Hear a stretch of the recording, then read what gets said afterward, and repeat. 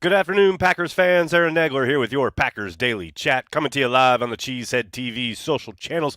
'Twas the night before the draft, and all through the house I was going insane because I wanted Darnell Wright to fall right into the Packers' laps, and he probably will, and they probably won't take him, and I'll be sad. But that's why I don't try to get attached to these guys during the draft process, because then I have guys that I like, and then when the Packers don't take them, I'm sad.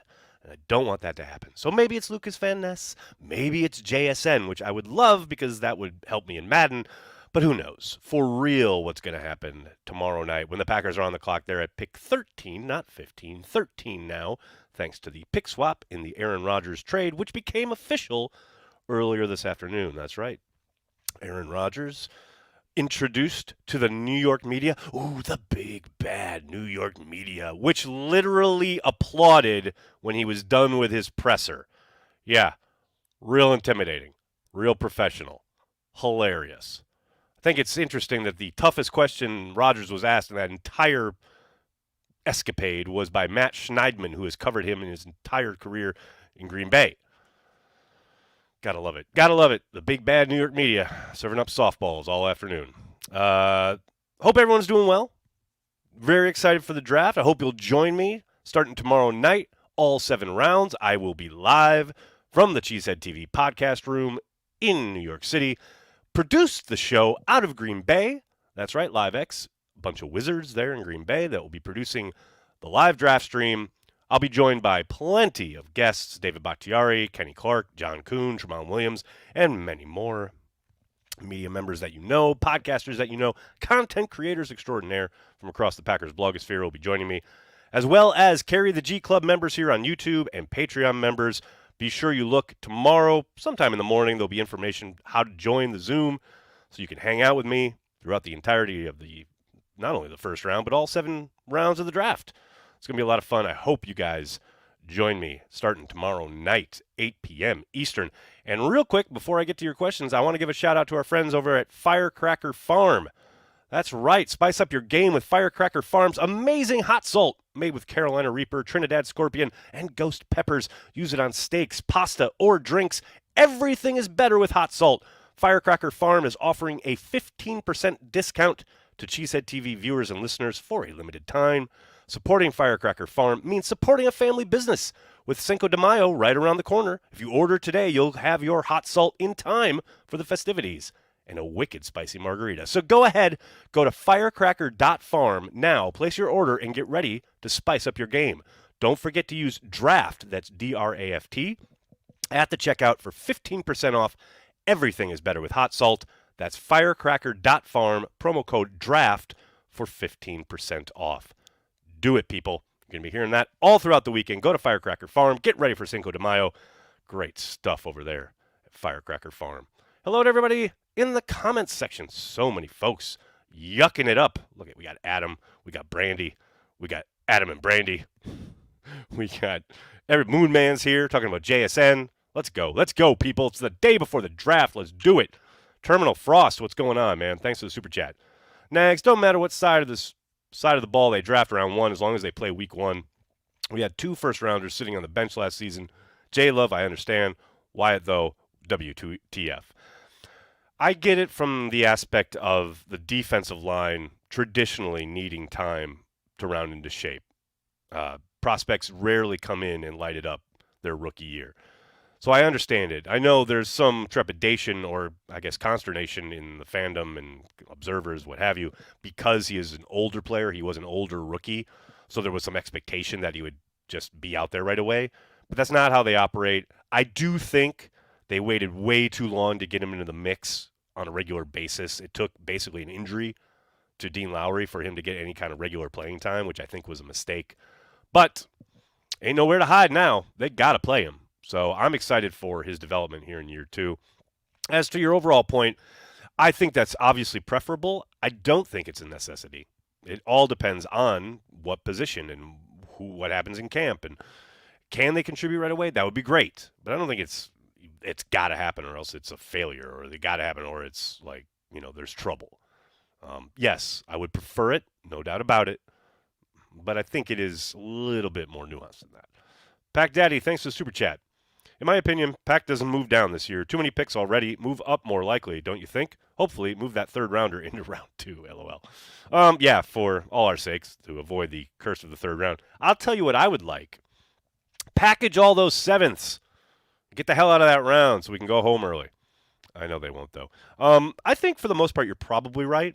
I don't think it's necessarily going to be a stand pat draft. I think if he sees an opportunity and he really likes a player, he'll go get him. He's got the currency to do so now, especially after this trade with the Jets. So yeah, I think for the most part, probably he'll, given where they are financially with the cap, and I think after the trade of Rodgers today, they're sitting just above $12 million in cap space, which is not a lot, especially considering they still have to sign a draft class and maybe make any moves during the season, maybe dabble in free agency before the start of training camp, which they have done before. You're going to want cheap labor, and cheap labor comes through the draft, and multiple picks will help you get lots of cheap labor. So I think, yeah, it doesn't mean that they won't trade away picks to move up, but I think it will be, judiciously done, so to speak. What else we got? Luke, thanks for the super chat. Cheers, Aaron. Who are you most looking forward to for a second-year jump? Whew, baby. I mean, I've talked a lot about Quay Walker. I think he can hit the ground running. Obviously, Devontae Wyatt is incredibly important. Clearly, you can't discount the wide receivers. Zach Tom, I think, will be interesting to watch to see if he continues to play at tackle. Is he going to get to compete at center, etc.? And Enigbare is a must because, they are pretty damn thin at that position. Who knows what happens with the draft, but they're going to need him, especially with Gary not starting the season. But if there's one guy that I have to say I'm most kind of looking forward to, it's probably Wyatt. I want him to really get a lot of playing time and justify it early in the season. They're going to need him to play and play well, and I hope he hits the ground running. Spike Maka, thanks for the super chat. I get this is a new team, and I know your opinion on offseason work, but it absolutely stings he is going to put in the offseason work in New York. He didn't in Green Bay. Well, I get what you're saying. It's a brand new situation, a whole new way of working, a whole new routine. He knew the routine in Green Bay. Hell, he drove the routine in Green Bay. He was the routine in Green Bay. Even with his superstar status, it's all new. And it's all figuring things out in a way of working and a way of operating. So I understand his wanting to be in New York in the offseason and get acclimated and know his teammates, etc. Like, that was something that, he probably was able to take for granted in Green Bay. So, I don't know. I understand it. It doesn't really sting me in any way, shape, or form. Amy, thanks for the super chat. So, Aaron didn't punt on the communication question, but Goody did. I disagree. I think Aaron did punt in a way. Unless you really, honestly, buy I don't have self-service in the year of our Lord 2023 as answering a question in a straightforward manner. William James, thanks for the super chat. Couldn't help but laugh at it's important this time of year for team building. Yeah, that was pretty damn funny. I guess I must have missed it when he found he was around the last 3-ish years. I just talked about that a little bit, and yes, it is ironic, don't you think? No question about it. Abdul, thanks for the super chat. The Skronsky talk had me thinking, is O-line really a premier position? We've had success finding excellent O-line, running back, wide receiver in mid to later rounds, so you could argue that those aren't really premier positions. I think they are, just when you look at, especially O-line and wide receiver. Wide receiver has become a premier position. It didn't used to be, but it is very much so now. Offensive line is not so much the line, but tackle. Offensive tackle absolutely is a premier position. Just because they found David Bakhtiari and he turned into a all-pro doesn't mean that, oh, hey, it's not a premier position. It absolutely 1,000% is. And the whole idea of wanting to take and focus on premier positions in the first round is that you have the best football players that are really cheap in comparison to, say, you find a guy in free agency. Let's say someone miraculously reaches free agency in the first place. But even when he does, the market is going to drive that price so far, it's going to become overpriced and hard to attain, as opposed to being able to draft a guy, a tackle, a wide receiver, what have you, with your draft selection, with the, the slotting, make sure that the contracts basically locked in, and you have a fifth year of control if you so choose, if he turns out to be as good as you hoped. And, I think there's been a lot of talk about premier positions, and it's kind of interesting that suddenly wide receiver has been kind of included in that mix, and I think rightfully so. In this day and age where the NFL is geared so much towards the passing game, and the rules are geared to help the passing game and help push the ball downfield. You can change kind of how defenses approach you with quality and high-end wide receivers, and I think that has led to all of the too high shell that we've seen around the league, and why suddenly explosive plays went down last season, because people are so scared to death of singling these guys up on the outside, especially like those go routes, what have you. They don't want to get beat on a 9. They always want to have the safety over the top. I mean, that's the definition of changing the game, right? Making that position premier because of the fact that the defense is having to basically change the way it operates on a down-to-down basis because of the talents out there. What else we got, folks? Young Feezy Baby, what's up? Should Goody have sent a singing telegram? All I could think of is Clue. Probably would have been treated the same way. Singing telegram shows up at Rodgers' house. I am your singing telegram. Been perfect. That would have been absolutely not. Absolutely. What else we got here? Dan, what's up, man? Thanks for the super chat. Hey, Nags, do we get a comp pick for Rodgers in next year's draft? As always, thanks for the chill content. I like it, Dan. Yeah, man, this is chill content. Salute, brother. All right, chill content. I'm going to start a new podcast, Chill Content. No, they don't get a comp pick. He was traded. The comp picks are for free agents. I mean, they get a conditional pick next year, the second round that becomes a first rounder if he plays 65% of the snaps. Kind of interested in that. Raji, what's up? Thanks for the super chat. Excuse me. Sorry, guys. Favre was a bigger deal than Rodgers. Reason, the mayor of New York gave the keys to the city to Favre and not Rodgers. Thoughts? Sure, man. Whatever. I'm going to be right back. I'm just going to show you guys something. Just hold on 2 seconds. Talk amongst yourselves.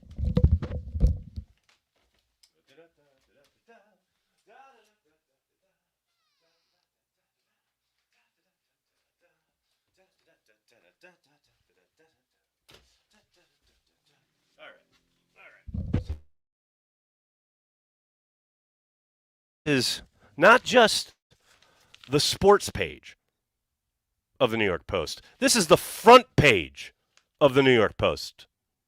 I think Aaron Rodgers is pretty damn important. That's all I have to say.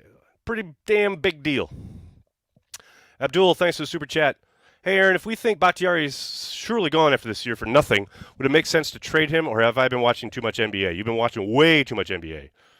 If he is gone next year, and there is a decent possibility that occurs, they will get a comp pick for him wherever he signs, which will undoubtedly be for a lot of money somewhere else, and that comp pick will be pretty good. So, yeah, no, they won't be trading him. Way too much NBA. Stop watching the NBA. Michael, thanks for the super chat. My last game I attended with 12 was the Jets game last year. Oh, well. Oh, no. All of these have been so good. So many people have said, like, oh, I attended, like, the last 12 game I attended was this or that, and they've all been great. And then, like, oh, the Jets game last year. Ugh, Michael, I'm so sorry. The best one I went to was blowing out the Giants in 2010. That started the 6-game winning streak to win it all. What a great time. That was a great game. I was at that game. I was in the press box. Good stuff. Now that 12 is gone, we can sign Sue. Robin, that's brilliant. I love it. Love it. John, thanks for the super chat. Arsenal sucks. Chelsea sucks. Please have a good draft, Green Bay. Yeah, well, we knew Chelsea sucked. I mean, Arsenal never had the depth to go for a full title run. You know this. Nicholas, thanks for the super chat. Do you think one of Rodgers' quote feelings about the team moving on was he also felt love was ready? Yeah, I mean, look, I think there's going to be a lot written and talked about in that regard, but what it all comes down to, for me, especially after today's ridiculous I didn't have cell service excuse, like, he just wanted to move on too. Like, it's not that difficult. Both sides were ready. And I understand neither one of them really wants to say that. Brian keeps saying, I really wish we would have had those conversations. Well, you probably could have facilitated that conversation on his way out the door by saying, hey, we got some real shit to talk about, and maybe have that conversation before he goes out the door. And on Aaron's side, it's like, well, they could have communicated that to me directly at the beginning of the offseason. My guy, you could have started that conversation as well. It's that old thing of like the phone works both ways. Both sides knew it was time. And Jordan Love is, Nicholas, yes, a big part of that. Because it's clear he's ready. But neither side wants to say that. They keep again, as we've been kind of dealing with for the last year plus, nobody wants to be the bad guy. Which is fine. I get it. But it's the truth. Joe, thanks for the super chat. When does it really sink in that Rodgers isn't a Packer? Opening day, since we never saw him in preseason anyway. Draft guide is great. Oh, thanks for the shout out of the draft guide. By the way, if y'all haven't picked yours up, please do so. The Cheesehead TV draft guide. You're going to need it before tomorrow night. Available in the link below in the description of this video. Make sure you do it. What else we got, folks? When does it really sink in that Rodgers isn't a Packer? I think this morning when I saw him in Jets gear. At least that's what did it for me.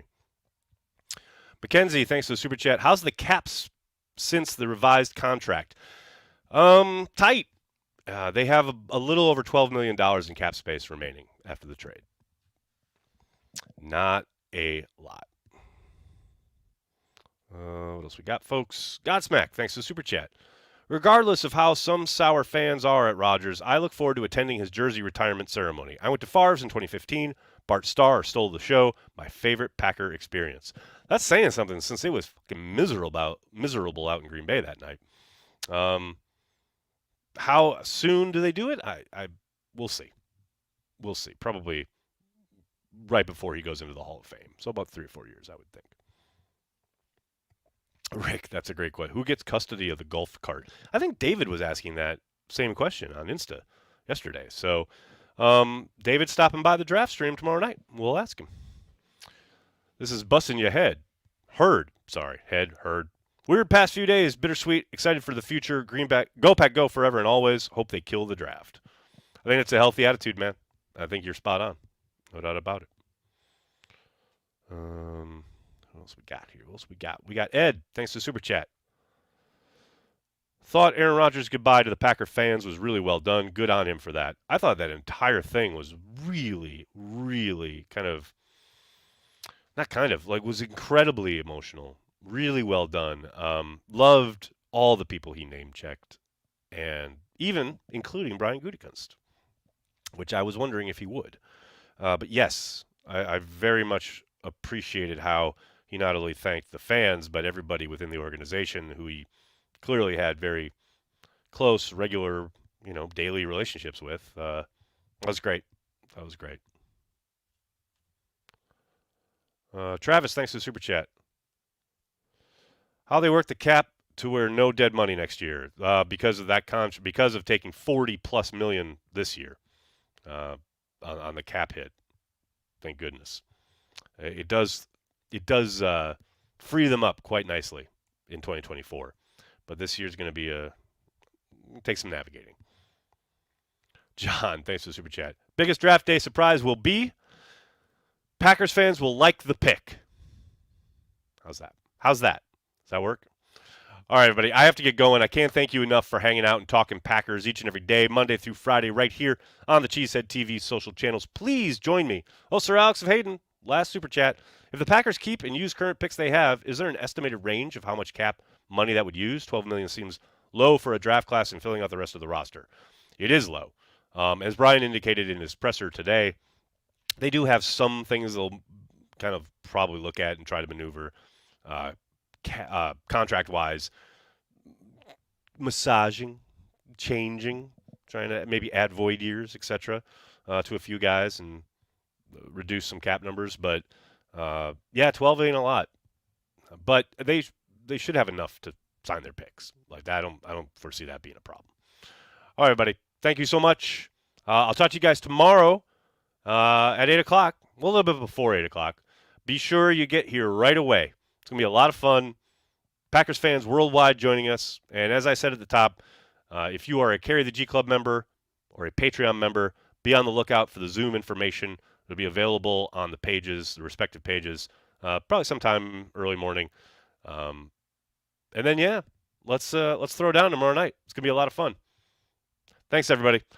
Please, please, please do me a monster favor. Hit like on the video, subscribe to the channel, and then tell your friends and tell your family. Cheesehead TV. We're devoted to Green Bay Packers fans worldwide.